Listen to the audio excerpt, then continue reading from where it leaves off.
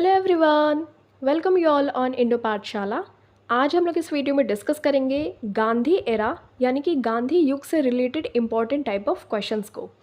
1915 से लेकर 1947 तक के बीच में, जब तक हमारा भारत देश आज़ाद हो गया, जितने भी इम्पॉर्टेंट इंसिडेंट्स या घटनाएं इनके बीच में हुई हैं, जिनको कि डायरेक्टली या इनडायरेक्टली गांधी जी ने लेड किया है, उन सभी इंसिडेंट्स को, मूवमेंट्स या आंदोलन को हम लोग सिंक्रोनाइज वे में डिस्कस करेंगे। तो स्टार्ट करते हैं। देखिए, बचपन से ही हमें पता है कि गांधी जी का जन्म दिवस है 2 अक्टूबर 1869। अक्टूबर वाला तो पता ही है, ईयर भले से याद हो चाहे ना याद हो। 2 अक्टूबर को हम लोग गांधी जयंती सेलिब्रेट करते हैं। और देखिए, गुजरात के पोरबंदर टाउन में, काठियावाड़ इलाके में गांधी जी का बर्थ हुआ था, जन्म हुआ था। और 1869 ईयर आपको ध्यान में रखना है। मदर का नाम क्या था? तो पुतली बाई थी। और फादर थे करमचंद गांधी जी, और वो ब्रिटिश इंडिया के टाइम पे दीवान थे of Porbandar, birth place. Wife का नाम था कस्तूरबा गांधी जी।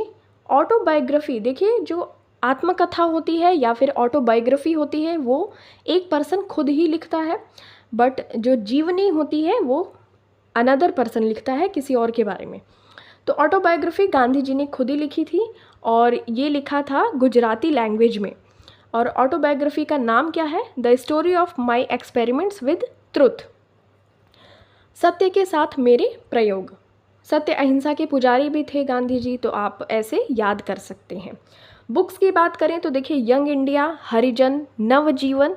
नवजीवन देखिए जो इनकी ऑटोबायोग्राफी है ना, the story of my experiments with truth, इसी को ये जो नवजीवन है इसमें पब्लिश करते थे वीकली। ठीक है, तो नवजीवन आप ऐसे कनेक्ट कर लीजिएगा, हरिजन, यंग इंडिया। और ये हिंद स्वराज, हिंद स्वराज पूछा जाता है क्योंकि देखिए हिंद स्वराज को एक शिप में, पहले के लोग देखिए शिप में भी एक बुक लिख लिया करते थे। तो शिप में जब वो अपनी जर्नी पर थे, जब वो इंग्लैंड से साउथ अफ्रीका जा रहे थे, उसी टाइम पे हिंद स्वराज उन्होंने लिखा था। ठीक है, तो ये चीज़ ध्यान में रखनी है। अब इम्पॉर्टेंट फैक्ट्स कुछ और देखते हैं। देखिए, 1869 में तो बर्थ हुआ था उनका। उसके बाद 1888 में वो लॉ की स्टडी करने के लिए लंदन चले गए थे। ओके, वहाँ पे उन्होंने अपनी कंप्लीट की पढ़ाई वगैरह। उसके बाद उनको साउथ अफ्रीका में 1893 में एक केस को लड़ने के लिए बुलाया गया। दादा अब्दुल्ला, जो कि गुजरात के एक मर्चेंट थे, व्यापारी थे, साउथ अफ्रीका में उनको बुलाते हैं और 1 साल का एग्रीमेंट करते हैं कि आपको एक केस लड़ना है, कुछ 40,000 पाउंड का।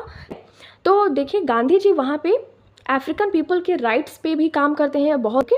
नेक्स्ट देखिए, जब साउथ अफ्रीका में 21 साल से वो ज़्यादा रहते हैं और वो वापस आते हैं इंडिया 9 जनवरी 1915 में। तो इसी सेम डे को, मतलब कि 9 जनवरी को हम सेलिब्रेट करते हैं एज प्रवासी भारतीय दिवस। ठीक है, क्या सेलिब्रेट करते हैं? प्रवासी भारतीय दिवस। और ध्यान रखना है आपको कि 1893 में गांधी जी साउथ अफ्रीका गए थे और वापस कब आए थे? तो 1915 ईयर में। और ये 21 साल तक, मोर देन 21 ईयर्स, आप ऐसे राउंड फिगर में याद कर लीजिए, 21 ईयर्स तक वहाँ पे वो रहे थे। उसके बाद जब देखिए 1915 में जब गांधी जी वापस इंडिया आते हैं, तो वो अपना जो पॉलिटिकल गुरु बनाते हैं, राजनीतिक गुरु, तो गोपाल कृष्ण गोखले को बनाते हैं। गोपाल कृष्ण गोखले, इन्होंने सर्वेंट्स ऑफ इंडिया सोसाइटी का इस्टेब्लिशमेंट किया था। 1905 में जब कांग्रेस का सेशन होता है ऑफ वाराणसी, तो उसके चेयरपर्सन भी रहे थे गोपाल कृष्ण गोखले। तो देखिए, जो गोपाल कृष्ण गोखले हैं, political Guru of Mahatma Gandhi, इन्होंने गांधी जी को एडवाइज़ किया था कि आप पूरे भारत का विजिट कीजिए, पूरा भारत भ्रमण कीजिए, उसके बाद आप कोई भी मूवमेंट्स में पार्टिसिपेट कीजिएगा। ठीक है, राहुल गांधी का भी आपको पूरा भारत भ्रमण याद ही होगा। देखिए, एक और इंसिडेंट होता है बहुत ही बुरा गांधी जी के साथ। एक रेलवे स्टेशन है जो कि पीटर मैरिट्सबर्ग है, साउथ अफ्रीका का रेलवे स्टेशन है। वहाँ पे महात्मा गांधी जी को रेल के डिब्बे से, मतलब बाहर फेंक दिया गया था। Evicted from the first class compartment of the train, Mahatma Gandhi ji को इविक्ट कर दिया गया था। Where he was going to Pretoria, South Africa में एक जगह है प्रिटोरिया, वहीं पे जा रहे थे Gandhi ji. Due to racial discrimination 1893 में ऐसा उनके साथ बर्ताव किया गया था गांधी जी के साथ। ठीक है, देखिए, फिर 1894 में महात्मा गांधी जी ने नटाल इंडियन कांग्रेस, जो कि साउथ अफ्रीका में एक जगह है नटाल, वहीं पे इस्टेब्लिशमेंट किया था नटाल इंडियन कांग्रेस का 1894 में। उसके जो प्रेसिडेंट इलेक्ट किए गए थे, तो ये वही हैं दादा अब्दुल्ला, जिन्होंने एक केस के रिगार्डिंग में गांधी जी को साउथ अफ्रीका बुलाया था। ये गुजरात से बिलोंग करते थे। दादा अब्दुल्ला एक मर्चेंट थे। उसके बाद देखिए ये क्या था, ये जो नटाल इंडियन कांग्रेस था, it aim to fight discrimination against Indians in South Africa. कुछ और है, देखिए 1903 में इन्होंने द इंडियन ओपिनियन ये पेपर या पत्र को रिलीज़ किया था। इसके जो फर्स्ट एडिटर थे वो थे मनसुख लाल नज़र। ये क्वेश्चन पूछा गया है, ध्यान में रखना है। The Indian opinion Gandhi ji के द्वारा इसको रिलीज़ किया गया था। 1904 में देखिए फिनिक्स फर्म को डरबन में, ये साउथ अफ्रीका का एक डॉकयार्ड है, बंदरगाह टाइप, वहाँ पे फिनिक्स एकेडमी स्टैब्लिश किया गया था। 1910 में टॉलस्टॉय फार्म, देखिए टॉलस्टॉय एक रशियन फिलोसोफर है, उनसे बहुत ही ज़्यादा इंस्पायर्ड थे गांधी जी, तो इस वजह से अपने जो आश्रम है उसका नाम टॉलस्टॉय फार्म रख दिया। और 1910 की बात है, इस टाइम पे टॉलस्टॉय फार्म का इस्टेब्लिशमेंट हुआ और साबरमती आश्रम का इस्टेब्लिशमेंट 1915 से 16 के बीच में हुआ था। नेक्स्ट बात करते हैं। अब देखिए कुछ इंपॉर्टेंट टाइटल्स हैं जो गांधी जी को दिए गए हैं। देखिए विंस्टन चर्चिल ने हाफ नेकेड फ़कीर कहा है, अर्धनग्न फ़कीर कहा है गांधी जी को। सेकंड राउंड टेबल कॉन्फ्रेंस हो रहा था, ओके, तो वहाँ पे गांधी जी गए हुए थे, तो विंस्टन चर्चिल ने उनको कहा था। सुभाष चंद्र बोस ने गांधी जी को कहा है फादर ऑफ द नेशन या फिर राष्ट्रपिता या फिर बापू 1944 में बाय रेडियो, ठीक है। माउंटबेटन ने गांधी जी को कहा है वन मैन बाउंड्री फोर्स, ठीक है। रविंद्रनाथ टैगोर जी ने गांधी जी को कहा है महात्मा, महात्मा की उपाधि दी है। देखिए हार्डिंगे सेकंड जो था उसने 1915 में गांधी जी को कैसर ए हिंद की उपाधि दी थी, बट लेटर ऑन हम देखते हैं कैसर ए हिंद की उपाधि को गांधी जी त्याग देते हैं 1919 में।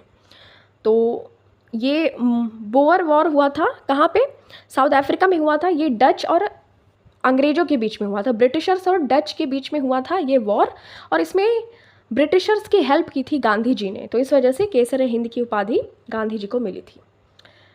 ड्यूरिंग फर्स्ट वर्ल्ड वॉर तो रिक्रूटिंग सार्जेंट कहा गया था, भर्ती करने वाला सार्जेंट कहा गया था गांधी जी को, क्योंकि ये जो इंडियन आर्मी थी, इंडियन जो भी भारतीय सैनिक थे, उनको गांधी जी ने कहा था कि आप जो फर्स्ट वर्ल्ड वॉर हो रहा है आप ब्रिटिशर्स की साइड से हेल्प कीजिए, ताकि हमारा जो इंडिया को फ्रीडम देने में ब्रिटिशर्स हमारी बात मानेंगे। बट होता इसका उल्टा है। मालवीय, मदन मोहन मालवीय जी ने गांधी जी को कहा था प्रिंस ऑफ बेगर्स, भिखारियों के राजा। अब यहाँ से इंपॉर्टेंट क्वेश्चन से स्टार्ट होते हैं, आप इसका करेक्ट आंसर बताते जाइएगा। When did Mahatma Gandhi started Champaran movement, तो चंपारण आंदोलन शुरू हुआ था 1917 में। देखिए इसमें 3 कठिया सिस्टम थी, मतलब अगर आपका 20% ये लैंड है तो उसमें से आपको 3 भाग पर जरूर से इंडिगो यानी कि नील की खेती करनी पड़ेगी। तो ये वहाँ के जो फार्मर्स थे उनको फोर्स किया जा रहा था।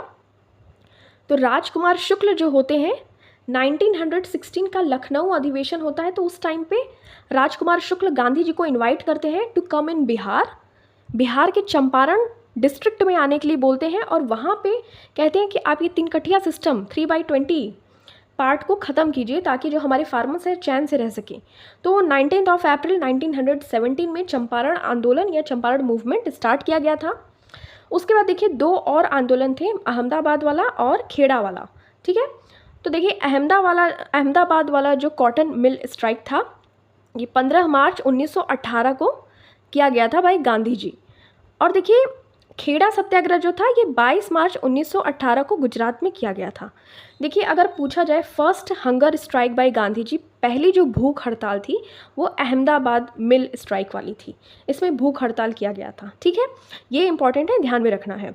और मार्च दोनों ही डेट है, बट आपको ध्यान रखना है 15 मार्च मतलब फर्स्ट टाइम पहले अहमदाबाद वाला हुआ था, देन खेड़ा वाला हुआ था, ओके। नेक्स्ट, जलियांवाला हत्याकांड कब हुआ था, तो ये हुआ था 1919 में।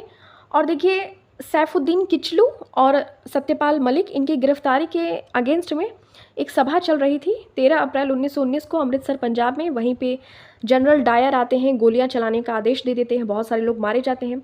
इसकी देख रेख करने के लिए बाद में हंटर कमीशन की अपॉइंटमेंट भी की जाती है, बट इससे कुछ कंक्लूज़न नहीं निकल पाता है।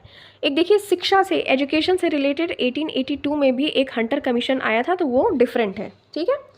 नेक्स्ट देखिए रोलट एक्ट आया था 1919 में ही, इसको नो अपील नो दलील नो वकील, ये बिल्कुल अगर किसी पे डाउट हो रहा है तो बिल्कुल उसको अरेस्ट कर लो, ऐसा वाला सिस्टम था। इसीलिए इसको काला कानून कहा गया था, 1919 में आया था।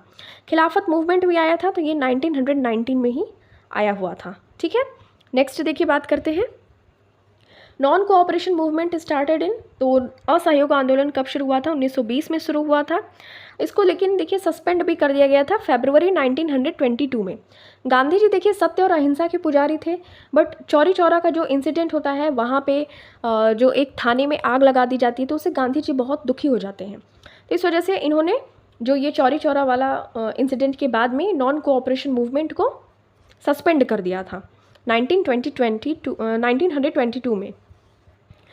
उसके बाद जो देखिए ये जो नॉन कोऑपरेशन मूवमेंट था, इसको स्टार्ट करने की बात की गई थी कलकत्ता के सेशन में, और फाइनली इसको पास किया गया था नागपुर के सेशन में।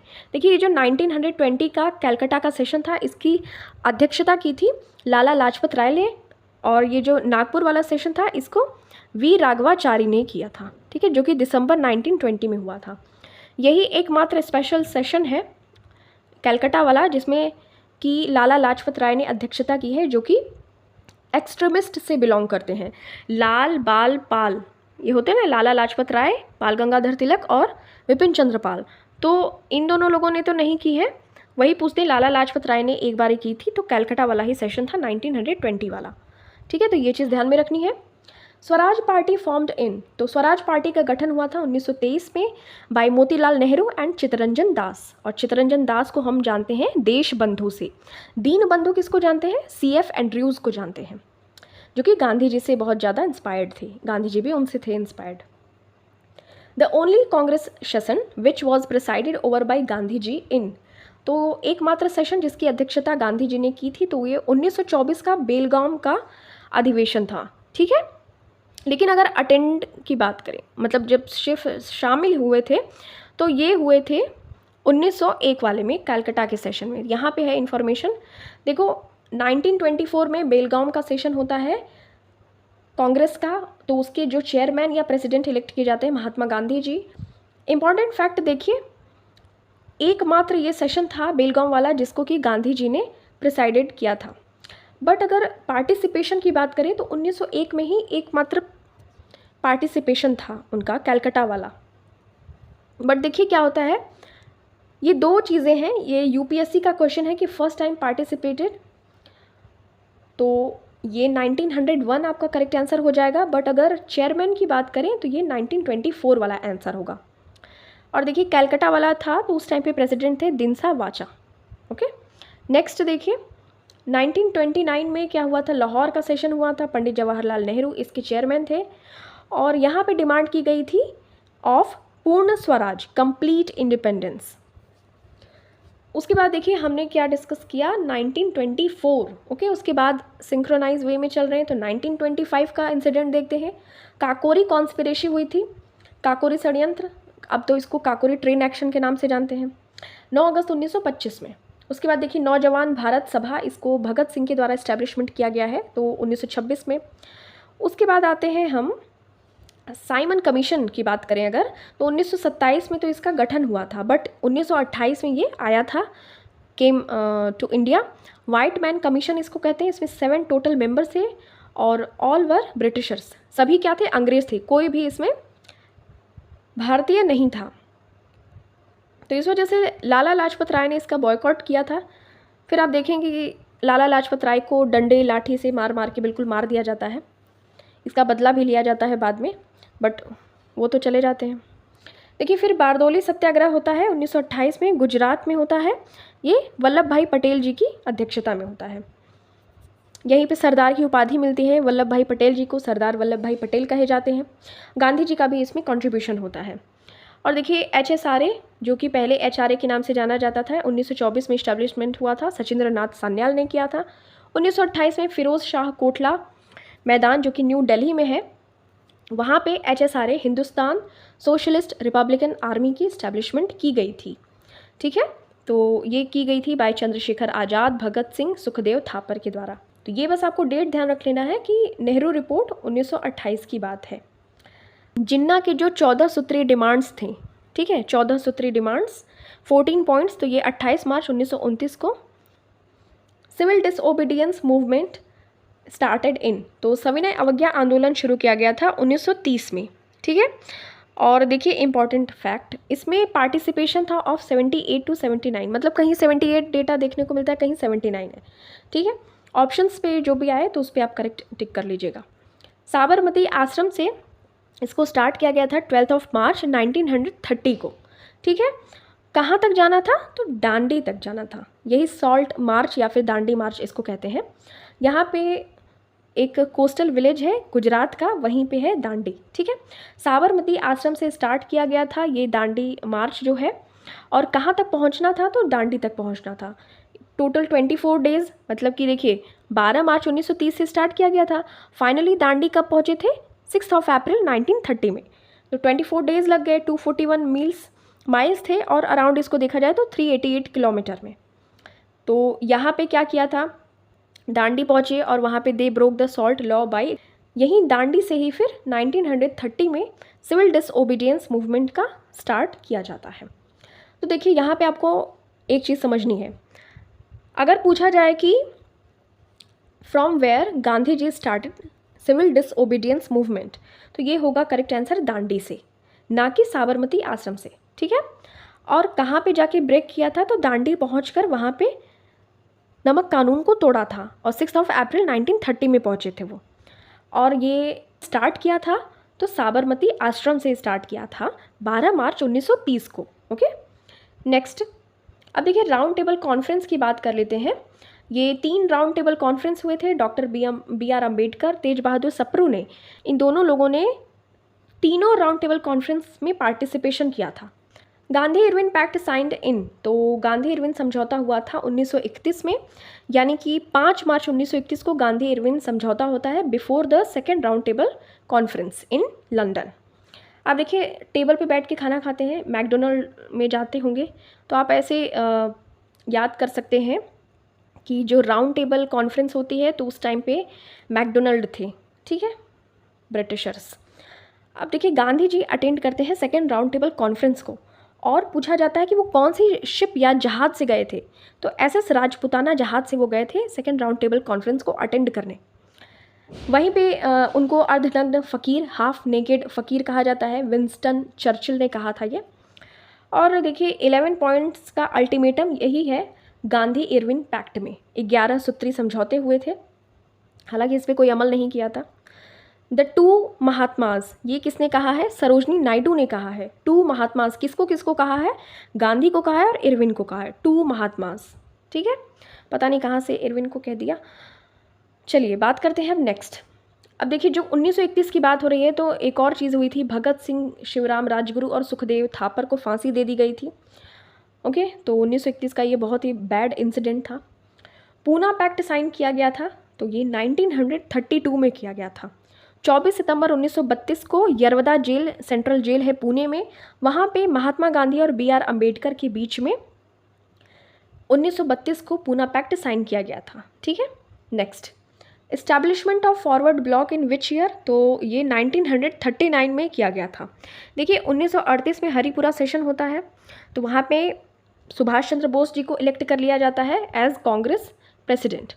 1939 में भी होता है त्रिपुरी का सेशन, वहाँ पे भी सुभाष चंद्र बोस जी को इलेक्ट कर लिया जाता है as president, but Gandhi ji wanted कि पट्टाभी सीतारमैया बने कांग्रेस के प्रेसिडेंट 1939 के त्रिपुरी सेशन में। तो इससे जो सुभाष चंद्र बोस जी हैं वो दुखी हो जाते हैं थोड़े से, तो वो क्या करते हैं कि अपना एक और नया चीज़ इस्टेब्लिशमेंट कर लेते हैं, उसका नाम होता है फॉरवर्ड ब्लॉक, ओके। तो ये चीज़ ध्यान में रखनी है। बट अगर बाद में एंड टाइम में बात करें, त्रिपुरी सेशन के जो चेयरपर्सन बने होते हैं ना सुभाष चंद्र बोस जी बनते हैं, न ही पट्टाभी सीतारमैया बनते हैं, फाइनली बनते हैं तो डॉक्टर राजेंद्र प्रसाद, ठीक है। नेक्स्ट देखिए 1940 में क्या आता है, 1939 तक की हम बात कर ले रहे हैं, तो 1940 की बात कर लेते हैं, तो अगस्त प्रपोजल आता है। अब हम बात कर लेंगे क्रिप्स मिशन की। तो क्रिप्स मिशन कब आया था, Cripps mission came to India in 1942, okay. और इसको गांधी जी ने क्या कहा था, पोस्ट डेटेड चेक कहा था। ध्यान में रखना कि गांधी जी ने क्रिप्स मिशन को क्या कहा था, पोस्ट डेटेड चेक। ये मार्च 1942 में आया हुआ था। Quit India movement started in which year, तो ये 1942 8 ऑफ अगस्त, 8 अगस्त को स्टार्ट किया गया था। डू और डाई का जो स्लोगन था महात्मा गांधी जी ने दिया था, करो या मरो। ऑपरेशन ज़ीरो आवर भी चलाया गया था इस टाइम पे, क्योंकि बड़े बड़े नेताओं को कैद किया जा रहा था, इम्प्रिजन किया जा रहा था।